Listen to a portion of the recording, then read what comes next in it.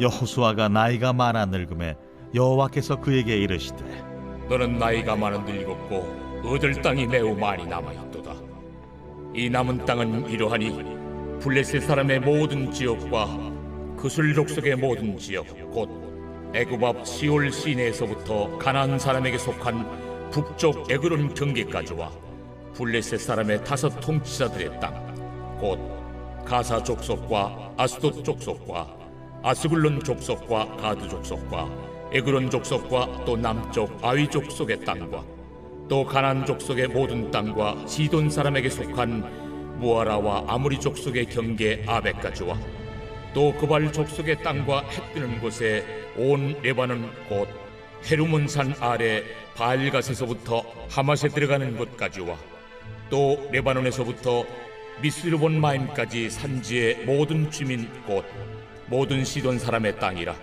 내가 그들을 이스라엘 자손 앞에서 쫓아내리니 너는 내가 명령한 대로 그 땅을 이스라엘에게 분배하여 기업이 되게 하되 너는 이 땅을 9 지파와 므낫세 반 지파에게 나누어 기업이 되게 하라 하셨더라.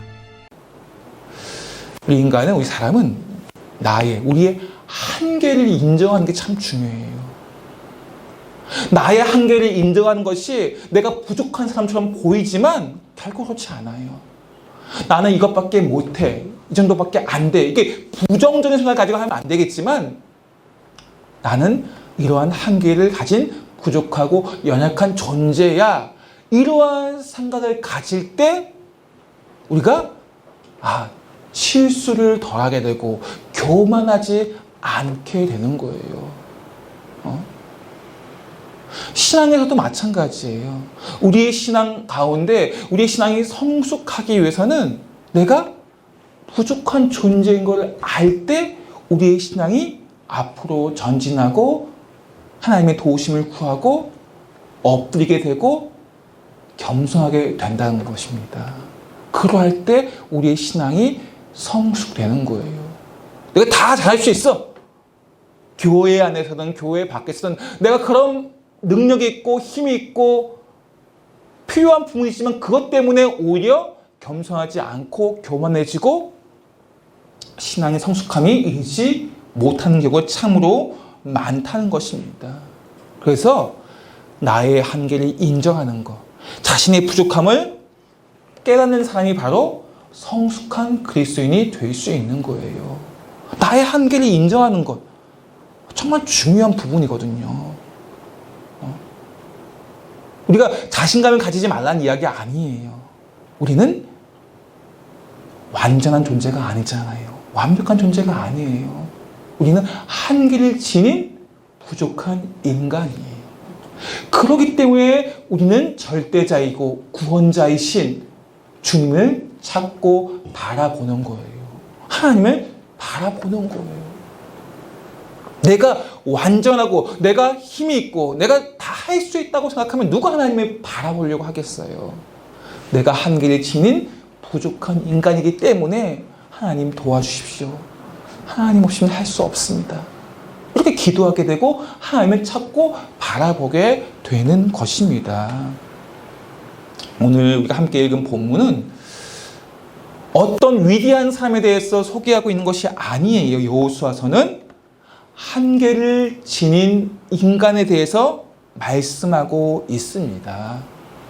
여호수아는 7년간의 치열한 전쟁, 힘들고 어려운 시기를 거치면서 전체적으로 이 가나안의 주요한 도시를 성을 정복하였습니다. 가나안 땅에 대한 주도권을 장악을 한 것입니다.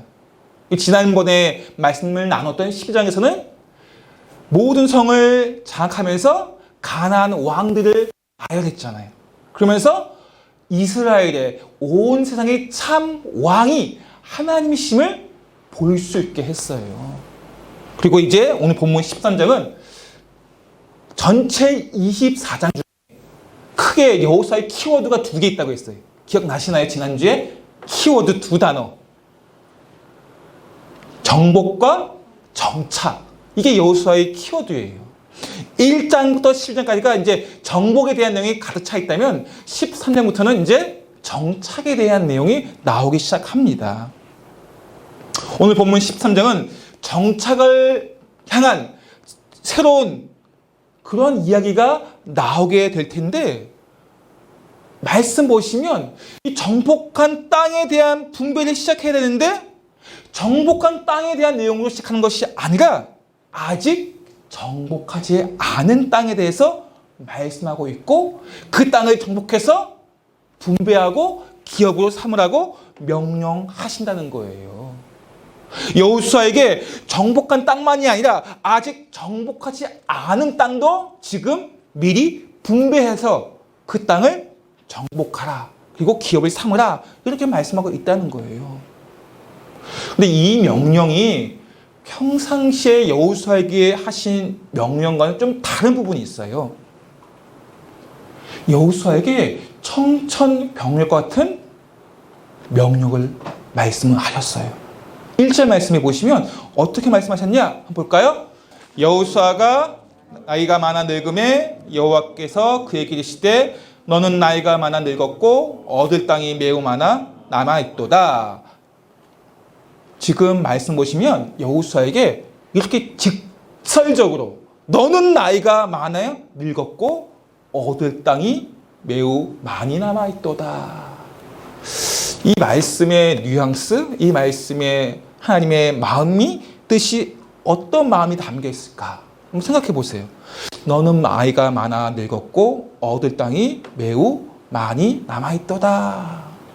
하나님이 친히 하신 말씀인데, 이 말씀에는 어떤 하나님의 뜻이 담겨서 여호수아에게 말한 것일까요?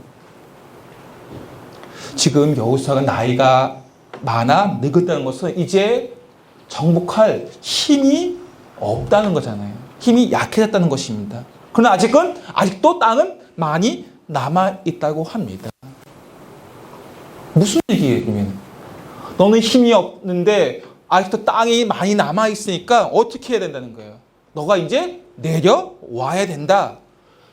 지금 남은 땅에 대한 사명을 넌 감당할 수 없으니까 넌 내려와야 돼. 이 말이에요, 이 말.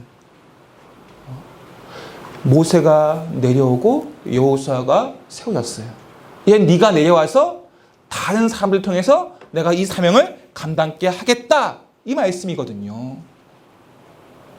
모세도 사명을 다 감당하고 그토록 바라고 원했던 가나안 땅을 밟지 못하고 사라졌습니다. 이제 여호수아 차례예요. 여호수아가 많이 늙었어요.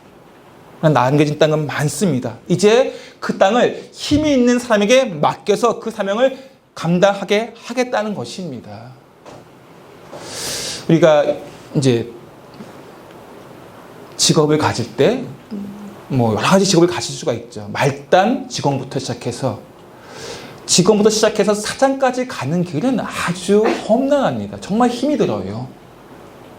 공무원도 마찬가지. 말단 공무원부터 1급 2 공무원까지 가는 길도 쉽지 않습니다. 힘들고 어려워요.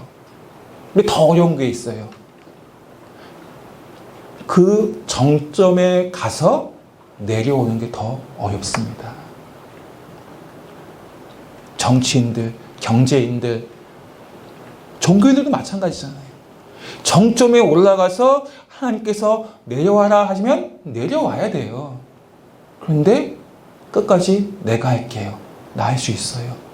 붙잡고 놓치지 않으려고 한다는 거예요. 그 정점의 자리에서. 정 안 되면 내 대행으로 누구라도 세워서 뭔가를 해보려고 한다는 거예요. 그것이 교회를, 정치를, 사회를, 나라를 무너뜨리는 계기가 돼요. 하나님께서 내려오라 할 때는 내려가야 돼요. 모세가 내려온 것처럼, 여호수아가 내려온 것처럼 내려가야지 나라가, 교회가 아름답고 건강하게 세워질 수 있어요. 문제는 내가 할 수 있다, 내가 해야지만 된다, 다른 사람들은 못한다, 그런 생각을 가지고 있다는 거예요. 나를 통해서만 이 나라가 잘 움직여질 거야. 나를 통해서만 이 교회가 잘 움직일 거야. 하나님께서 정말 능력이 있고 힘이 있고 젊은 사람들을 세워서 일하게 하실 때가 있어요. 그런데 그런 여호수아가 이제 나이가 많아 늙었어요. 힘이 빠집니다. 정복할 힘이 없어요. 그렇다면 어떻게 해야 합니까? 아직도 정복해야 할 땅은 있습니다.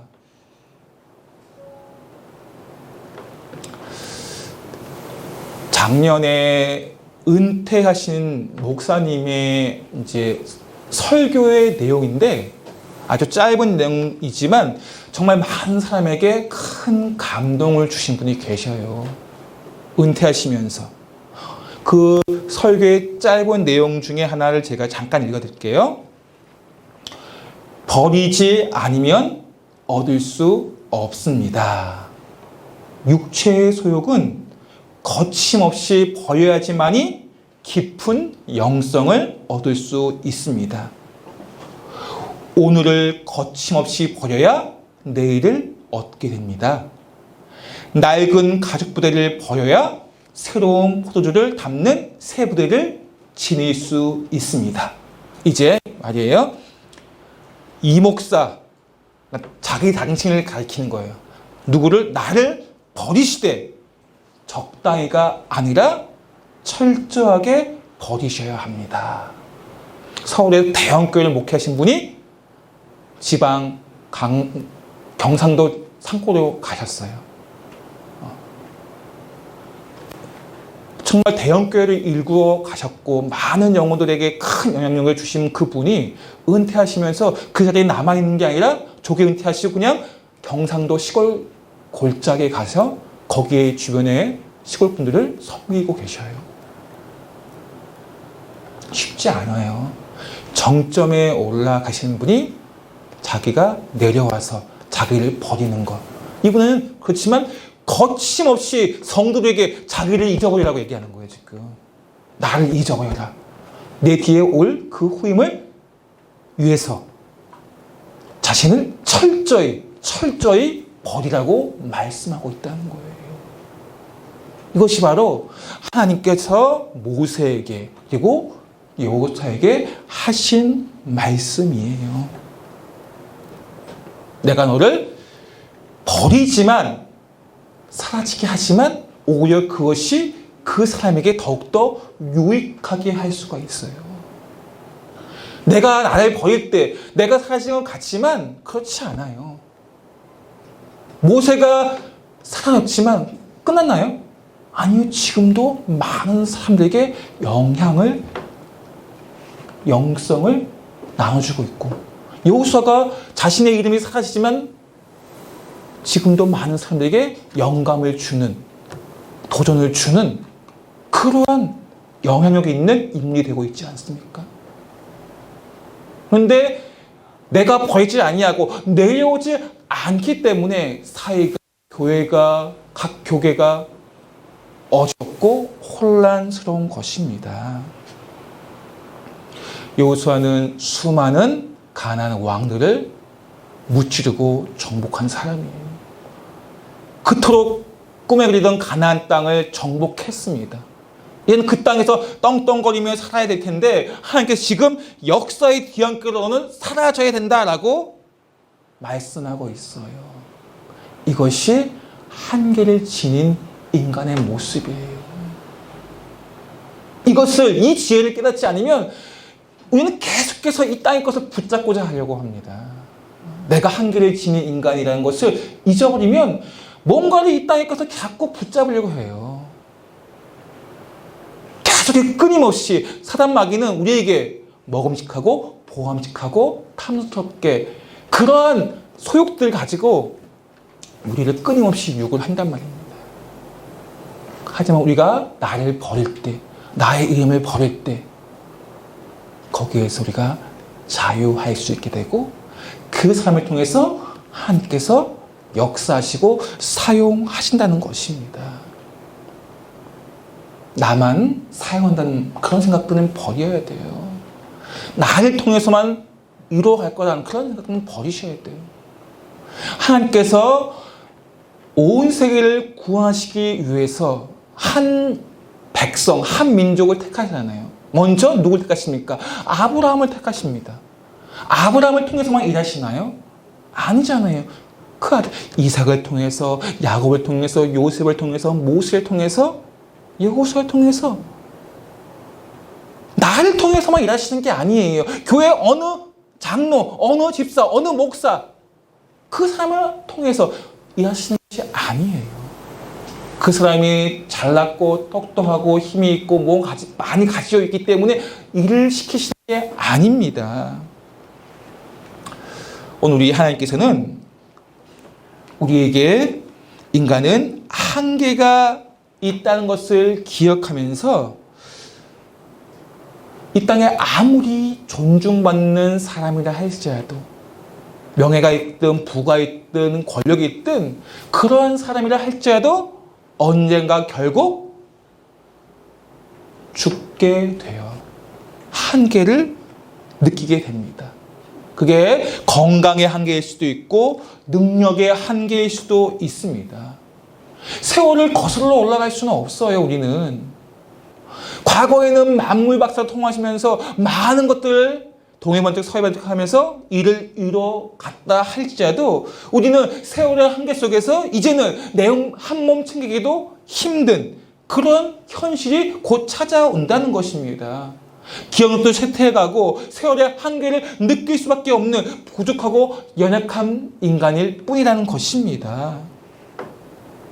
이것을 알게 되고 우리가 깨닫게 될 때 우리의 삶이 이 땅의 것을 붙잡지 아니하고 나의 능력, 나의 젊음, 나의 힘을 붙잡지 아니하고 나는 한계를 지닌 부족한 사람이구나. 내가 하나님을 붙잡지 않으면 나는 아무것도 할 수 없구나 하면서 자신의 한계를 인정하고 내려온다는 것입니다. 내가 내 한계를 인정하지 않으면 내려오지 않아요. 힘이 다 빠져야지.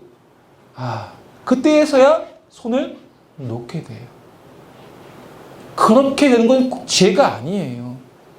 그 전에 우리가 내려갈 때를 기억하면서 하나님이 부르시면 내려오셔야 된다는 거예요. 그 내려옴을 통해서 또 하나님께서는 새로운 사람을 세우시고 그 나라를, 그 세대를, 그 교회를 이끌어 가십니다. 우리가 한계를 인정하고 내려올 때 영원하신 하나님께서 우리의 삶이 거기에 연결되어져 있잖아요. 내가 한계를 지니고 있기 때문에 내 부족함을 알기 때문에 내가 누구하고 연결되어져 있어요. 우리 하나님과 연결돼서 영혼을 바라보는 삶을 살고 있지 않습니까? 오히려 복됨이잖아요. 내가 한계를 인정하지 아니고 이 땅의 것, 사가지 것을 붙잡고 있는 것이 복됨이 아니에요. 내 한계를 인정하고 나의 부족함을 인정하고 내가 영원하신 하나님을 붙잡는 것, 거기에 연결되어진 것, 이제는 우리가 영혼의 삶을 살아갈 수 있는 것, 이게 가장 복된 삶 아닙니까? 근데 우리는 그러한 복됨을 향해 나아가는 것이 아니라 아직도 내가 힘이 있고 내가 능력이 있고 내가 지식이 있기 때문에 놓지 못할 때가 많다는 것입니다. 오늘 본문에서 여호수아의 위대함은 어디에 있느냐? 그가 많은 땅을 정복하고 가나안 왕들을 무찌른 거기에 여호수아의 위대함이 있는 것이 아니에요. 말씀 한번 볼까요? 6절 말씀이 6절 말씀 한번 함께 후반부 여기 앞에 보세요. 앞에 시작. 너는 내가 명령한 대로 그 땅을 이스라엘에게 분배하여 기업이 되게 하라. 아멘. 여호수아의 위대함은 그가 최고의 삶을 살아왔고 장군으로서 많은 땅을 정복했고 많은 왕들을 무찌른 것에 있지 않습니다. 여호수아의 위대함은 바로 내가 내게 명령한 대로, 너는 내가 명령한 대로 그 땅을 이스라엘에게 분배하여 기업이 되게 하라. 하나님의 말씀에 그 명령에 순종하는 삶, 이게 바로 여호수아의 위대함입니다. 내가 이 땅에서 많은 것을 이루어내지 않았다 할지라도, 사람들이 대단하게 여기지 않는다 할지라도, 내게 주신 그 말씀을, 그 명령을 순종하는 그 삶이 가장 하나님이 기뻐하시고 그 삶을 위대하다고 말씀하신다는 거예요. 내가 너에게 명령한 대로. 우리가 매주 또 순간순간 말씀을 읽으면서 하나님께서 나에게 말씀하시고 명령하시지 않습니까? 내가 내게 명령한 대로 순종하며 나아갈 때 그 삶이 가장 복되고 위대한 삶이라는 거예요. 오늘 여호수아, 그는 비전을 이룬 사람이라고 말할 수가 있습니다.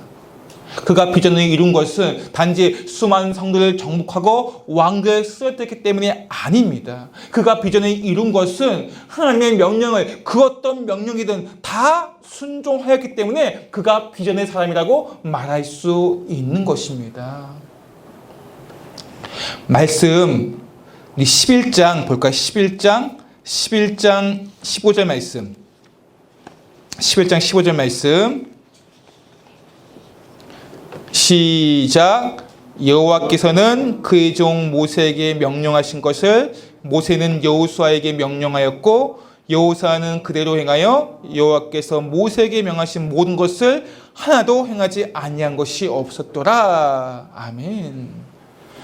그가 꿈을, 비전을 이룬 사람이라고 말할 수 있는 것은 하나님의 명령을 하나도 행하지 아니한 것이 없었더라. 수많은 왕들을, 성들을 정복해서 그가 비전의 사람이 된 것이 아니고 그가 하나님의 명령을 하나도 행하지 아니한 것이 없더라. 그 말씀을 순종함이 있었기 때문에 그가 비전을 이룬 사람이 될 수 있는 것입니다. 우리는 지금도 이제 꿈을 이루기 위해서 많은 열정을 가지고 있는 사람이 있고, 우리가 무언가를 하기 위해서 힘을 내고 애쓰고 있습니다. 그런데 거기에 하나님의 말씀이 없으면 그 열정은 의미가 없어요. 청년의 때 하나님을 기억하지 아니하고 말씀을 기억하지 아니하면 아무리 뜨거운 열정이 있다 할지라도 의미 없는 삶을 사는 거예요. 많은 지식을 가지고 있다 할지라도, 내가 많은 학問가지고 있고 많은 돈을 가지고 있다 할지라도 그것이 말씀이 없으면 그 물질은 올바르게 사용될 수가 없고요. 그 삶은 결코 바르게 갈 수 없어요. 하나님의 말씀이, 그 명령이 내 삶의 기준이 되고 기초가 되어질 때 내게 주어진 물질과 능력과 지식이 바르게 세워질 수 있는 것이고 그 삶을 통해서 하나님께서 역사하시는 것입니다.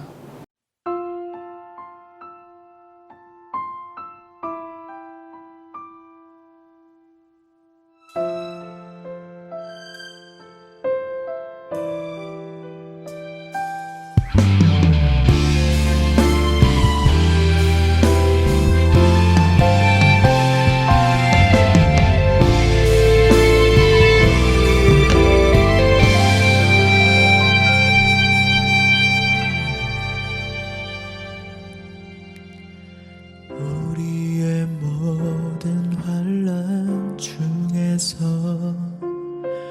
우리를 위로하시는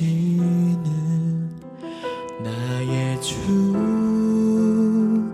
나의 왕, 내 삶을 다스리시네.